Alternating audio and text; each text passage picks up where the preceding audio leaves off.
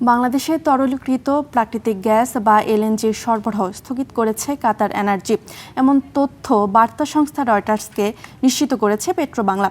এক প্রতিবেদনে বলা হয়, হরমুজ প্রণালী দিয়ে জ্বালানি পরিবহন ব্যাহত হওয়ায় বাংলাদেশে চলতি বছরের দ্বিতীয়ার্ধের জন্য এলএনজি সরবরাহ স্থগিত করা হয়েছে।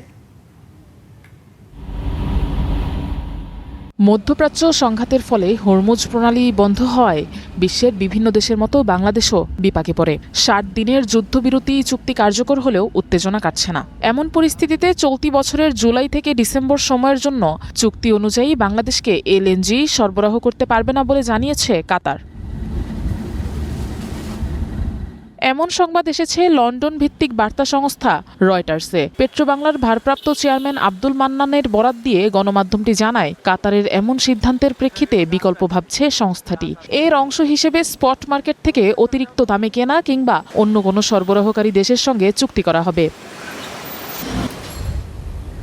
পেট্রোবাংলার সঙ্গে কাতার এনার্জির দুটি দীর্ঘমেয়াদী চুক্তির মধ্যে একটির আওতায় বার্ষিক মোট ২৫ লাখ মেট্রিক টন ও অন্যটির অধীনে ১৮ লাখ মেট্রিক টন এলএনজি সরবরাহ করার কথা ছিল।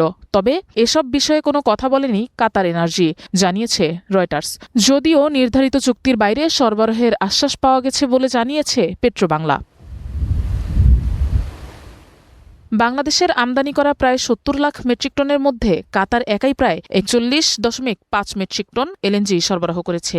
যুদ্ধ শুরু হওয়ার পর থেকে রাস লাফান থেকে লোড হওয়া অন্তত ১৪টি এলএনজি কার্গো হরমুজ প্রণালী অতিক্রম করলেও তার একটিও বাংলাদেশে এসে পৌঁছায়নি। মার্চ মাস থেকে এ পর্যন্ত বিকল্প উৎস হিসেবে ৩৫টি স্পট কার্গো আমদানি করেছে বাংলাদেশ। Afroza Lamia, Star news.